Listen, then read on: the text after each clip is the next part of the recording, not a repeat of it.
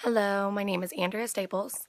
Bear with me, I was going to do this video on my laptop, but I could not figure out how to post the video, so I'm doing it on my phone instead, so the quality probably isn't very well, and I lost my voice last night, so you probably can't hear me very well either.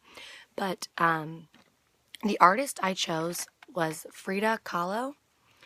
I'm not sure if anybody's familiar with her work, however, she is an amazing artist, I think, and she's definitely well worth the time to Google some of her work.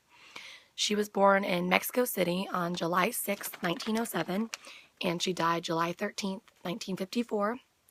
Her birth name was Magdalena Carmen Frida Kahlo Caldron. Her father was German, and her mother had a mixed ancestry of Spanish and Indian.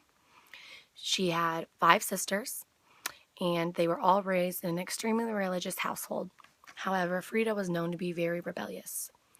Growing up, her mother was known for her frequent hysterical outbursts. It's not known if she had a mental illness, but she was known to have violent outbursts. When Frida was 6, she contracted polio, and she was bedridden for 9 months. After recovery, she walked with a prominent limp. She was accepted into school for medical practicing. However, in 1952, she was involved in a near-fatal bus accident, and this kind of turned her plans. She suffered multiple body fractures and a crushed pelvis, and she spent 9 months in a hospital immobilely bound to a plastic corset. It was during this hospital stay that Frida began to experiment with autobiographical paintings, which led to her abandoning previous medical pursuits. Her father is the one who gifted her with a set of paints for her to kind of preoccupy her time when she was in the hospital.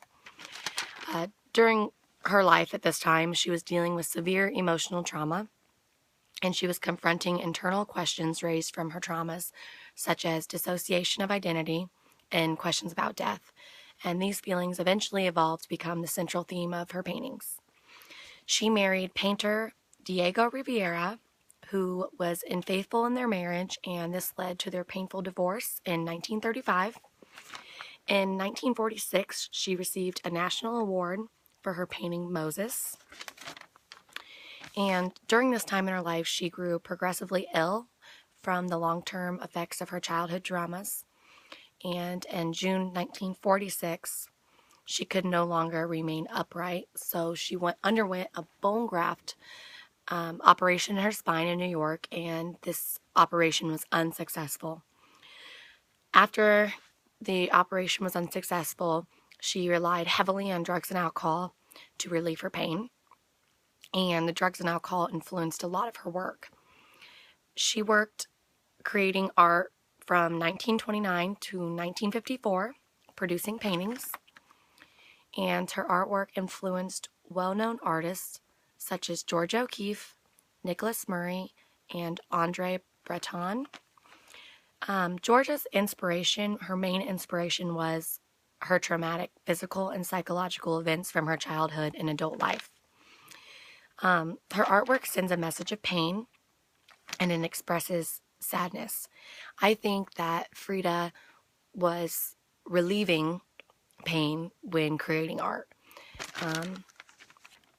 And her art was considered to be surrealism because of the bizarre and disturbing themes. She made a lot of autobiographical self-portraits, again, which I stated earlier, and they were emotionally raw, that, again, showed just what she went through and how she was feeling, and they were dark.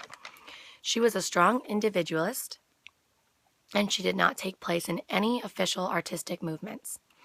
Her work has also been noted to be associated with feminism studies. And the picture that I posted on the discussion board, that picture is one she painted, which kind of tells the story of her divorce with Diego Rivera. And I explained that in the journal post. But yeah, I would definitely recommend checking out her work. It's pretty neat. So thank you for watching.